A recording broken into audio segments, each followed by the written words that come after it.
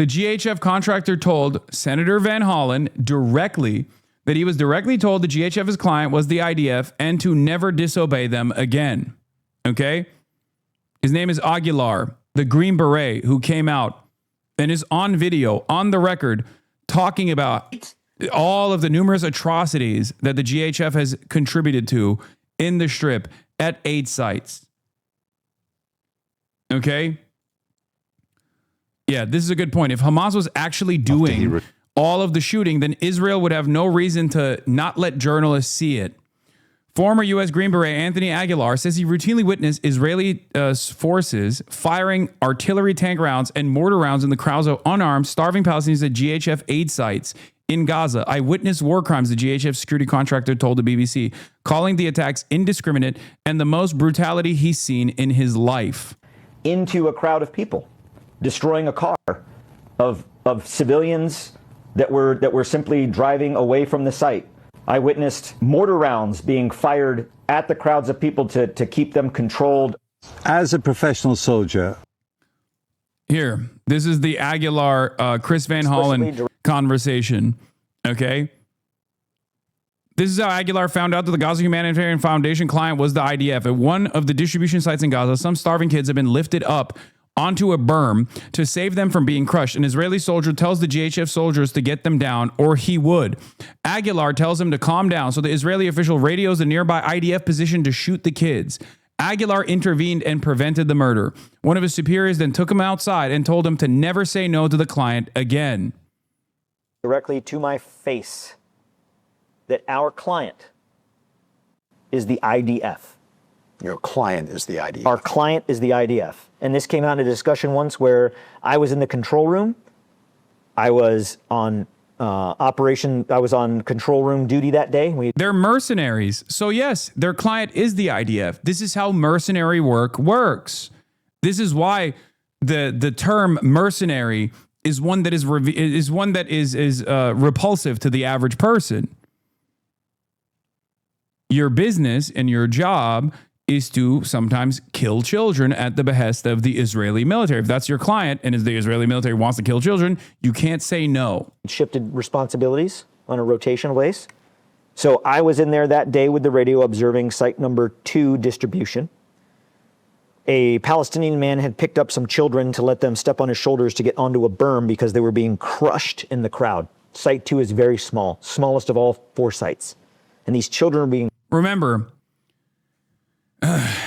if you were unfamiliar with the Gaza Humanitarian Foundation, you might have seen them on Ethan Klein's Instagram stories as he consistently kept defending the GHF with all of its press releases over and over again, adding me on his Instagram stories saying, here are your favorites. The GHF says, the Gaza Humanitarian Foundation says it's Hamas that's doing the killing. When it was actually the GHF in unison with the Israeli Defense Force, which is their client, that was actually doing the killing at these aid distribution sites. He kept doing that over and over again until this past week when the starvation campaign had reached its boiling point and it finally broke through to Western audiences. He turned around and literally brought up Sudan. Okay? Because at this point, it's no longer drama. At this point, it is quite literally a person that is spending every single waking moment defending Israel. Okay? And then recently, once the starvation campaign became so overt, he posted this. Ethan Klein resorts to Zionist deflection tactic. What about Sudan? Trump has the ability to end the famine in Gaza with a phone call. Negative media attention made Western leaders force Israel to let in more aid. Why the hell does that bother pro-Palestinian Ethan Klein? Meanwhile, in Sudan, also strange that Ethan shared a screenshot of an outdated version of a wiki article. The page currently cites 700,000 as the number of children malnourished, not deaths. So where did Ethan get this screenshot? He likely copied it from an anti-Palestinian Hasbaras.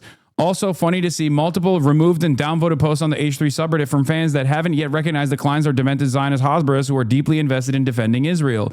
Was Hila praising IDF killing child killing pilots not enough for a wake-up call? What is the context of Ethan posting about malnutrition deaths in Sudan? I don't understand the point of this post. Is he pulling a whataboutism with Gazans of Sudan's famine? I understand he's trying to make a statement about his enemy's virtue signaling, but why would you compare one famine to another when there's plenty of other low-hanging fruit to show hypocrisy? Just because someone says that they're a stalwart ally of the Palestinians doesn't change their output. If their output is entirely around constantly deflecting the attention away from Israel, constantly defending other groups that are designed to work alongside Israel that is doing a genocide, then you're not actually anti-genocide at all. You're pro-genocide. Before this, he kept repeatedly posting, and I'm sure someone has the link for it, kept repeatedly posting GHF statements, GHF press releases at a time when, if he had actually done a little bit of research, he would have recognized that the United Nations was literally screaming about the GHF being a scheme, an illegal war crime scheme. Here it is. Hasan Piker, come get your freedom fighters. GHF statement on operations. Hamas is the reason hundreds of thousands of hungry Gazans were not fed today. The group issued direct threats against GHF operations. CC at Hasan Piker, your friends at Hamas are in desperate need of spin. Urgent statement from the Gaza Humanitarian Foundation.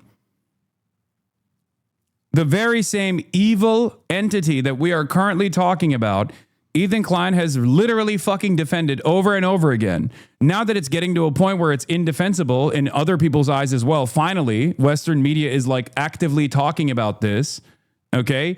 He has now moved on to deflect the attention away to Sudan, which is the rapid support forces in Sudan also doing a man-made created famine. They are doing this with Israel's ally, the United Arab Emirates. The United Arab Emirates, which gets all of its weapons from the United States of America, is backing another ethnic cleansing campaign in Sudan.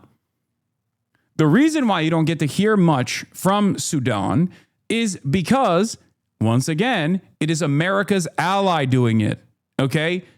And it's very strange that a country that is aligned with the UAE, Israel, and its defenders will only simply use the famine that is taking place in Sudan that is, again, backed by the United Arab Emirates, an ally of Israel. They only bring this up as a deflection point to be like, well, you care about the famine in Gaza. Why don't you care about the famine in Sudan? And it's crazy because we have talked about the famine in Sudan. He has not. The only reason why he brings this up is because other people are talking about what's going on in Gaza.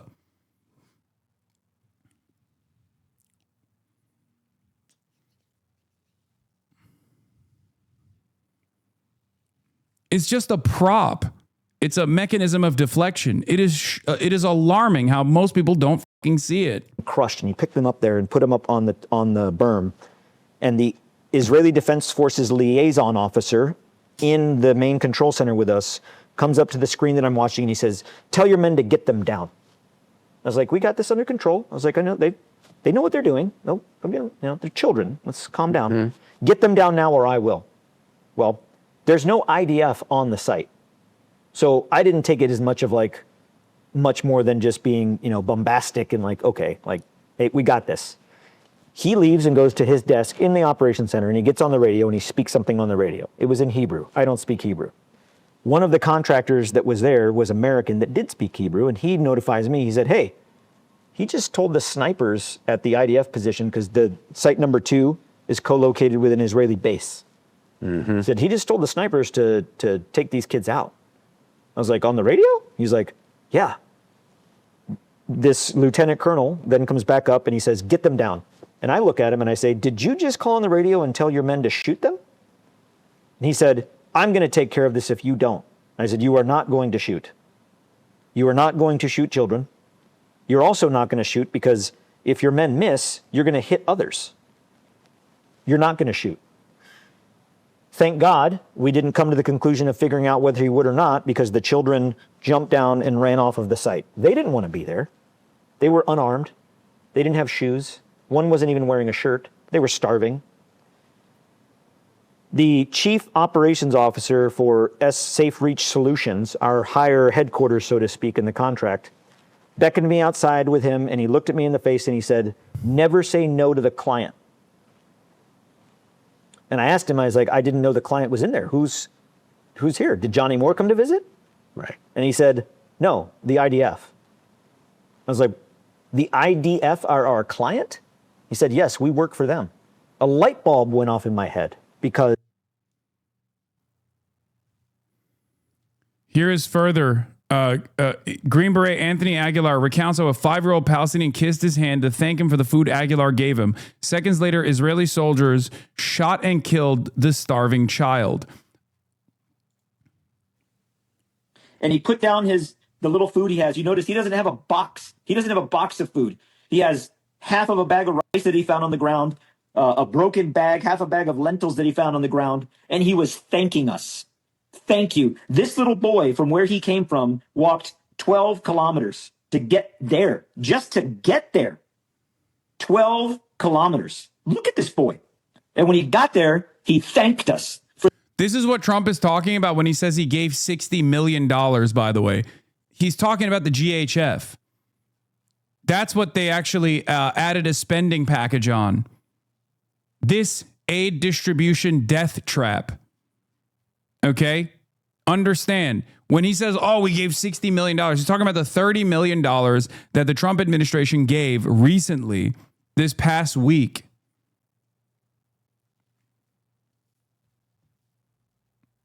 Is the GHF aid distribution scheme so they can fund the mercenaries. The remnants and the small crumbs that he got. And he sets them down on the ground because I was kneeling at this point, and he sets his food down and he places his hands on my face, on the side of my face, on my cheeks, these frail, skeleton, emaciated hands, dirty. And he puts them on my face and he kissed me. He kissed me and he said, thank you in English. Thank you. And he collected his items and he walked back to the group. And then he was shot at with pepper spray and tear gas and stun grenades and bullets shot at his feet and in the air. And he runs away scared. And the IDF were shooting at the crowd. So they're shooting to control the population that's along the Marag corridor. And as they're doing that, they're shooting into this crowd. And Palestinians, civilians, human beings are dropping to the ground, getting shot. And Amir was one of them. Amir walked 12 kilometers to get food, got nothing but scraps, thanked us for it, and died.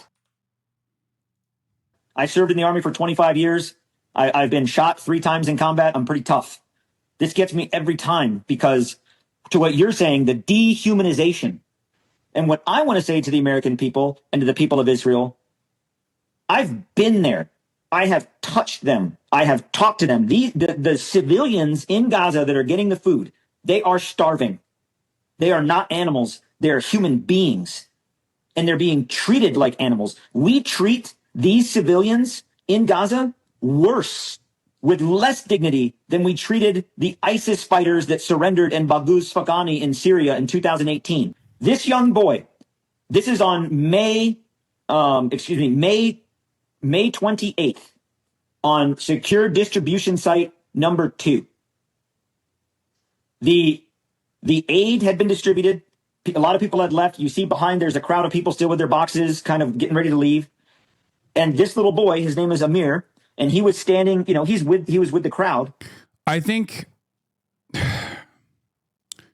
this is why I always say, if the New York Times accurately covered what was going on since October 7, you would have a lot more people who feel as angry and as resentful as you do. Okay?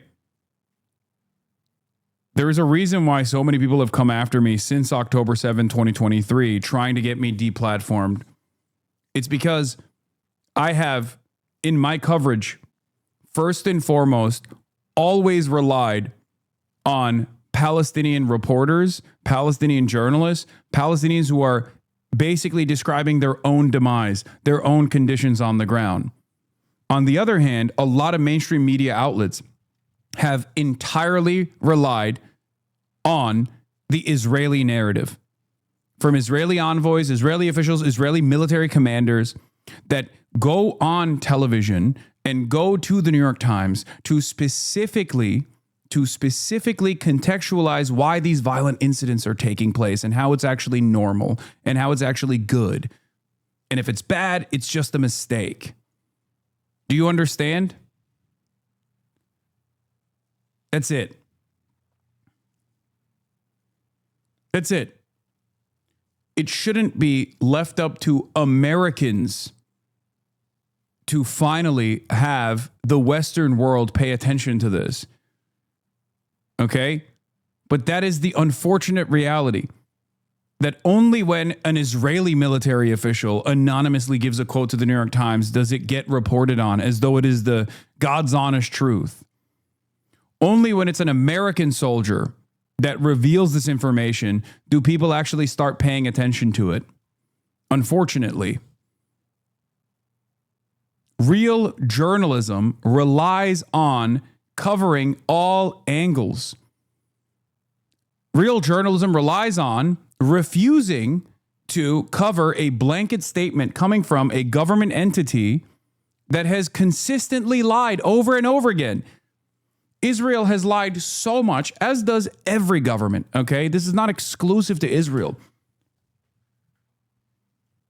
But it's crazy that, like, Israel has lied in such immediately dismissible ways that no institution that cares about the truth, no reputable outlet, should ever take their word at face value.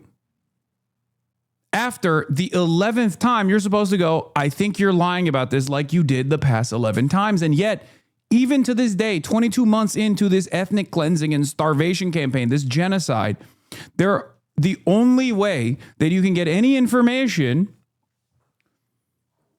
that is at least close to the truth of what has been going on for months and months on the ground in Gaza is when an Israeli official admits to it. It is devastating. What a great abdication of responsibility from Western news reporters. And I know people in these newsrooms. I know people that are actively fighting, that are trying to get the truth out, that are trying to get the word out, and they get stopped every step of the way. It is alarming, but it is also the reason for why. It is alarming, but it's also the reason for why so many people do not trust mainstream institutions anymore. Okay? And for what purpose? The New York Times does this ass-covering operation for the Israeli state only to have defenders of Israel consider it a Hamas newspaper anyway. The Bill Ackman point comes to mind. The New York Times finally wrote a report on famine because it's become undeniable. And because these guys obviously have an interest in presenting themselves as a credible institution, when too many people are talking about an issue, they have to cover it. So they did. They covered the famine that is taking place in Gaza. Okay? And in the process, they basically turned around and actually got yelled at. Okay, they got yelled at nonstop because one of the child victims of starvation,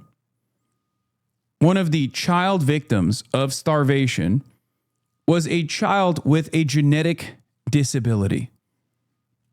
Israel thinks this is a good way to flood the market with a counter narrative that, like, people are lying. People are lying about what's going on.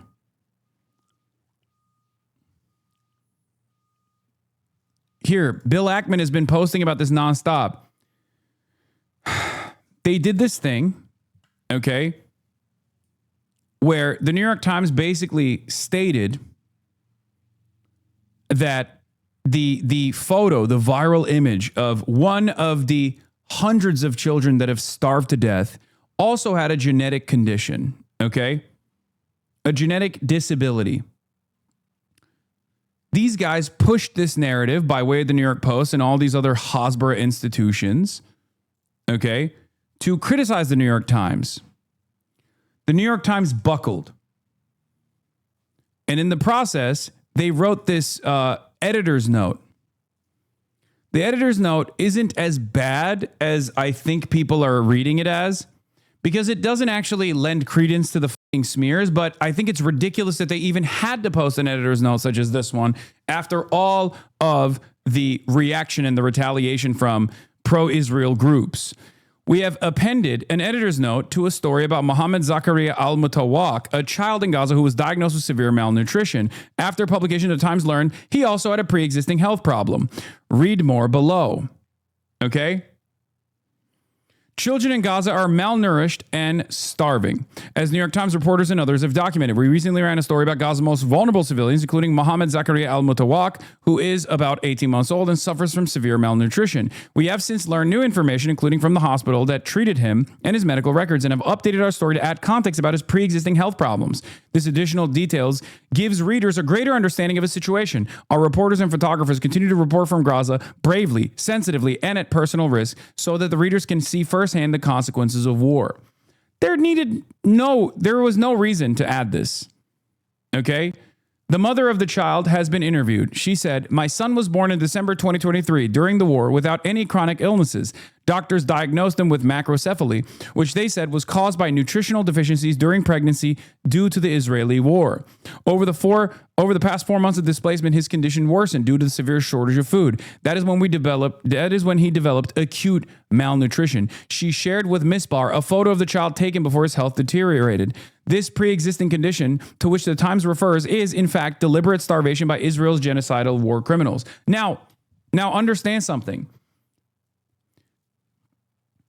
Does this change the reality? Does this change the narrative at all? Yes.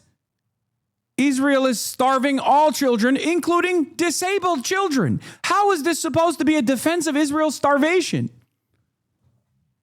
This makes no sense. It just makes the situation worse. And there are examples of this, okay? There are examples of this in history. The example is the Holocaust.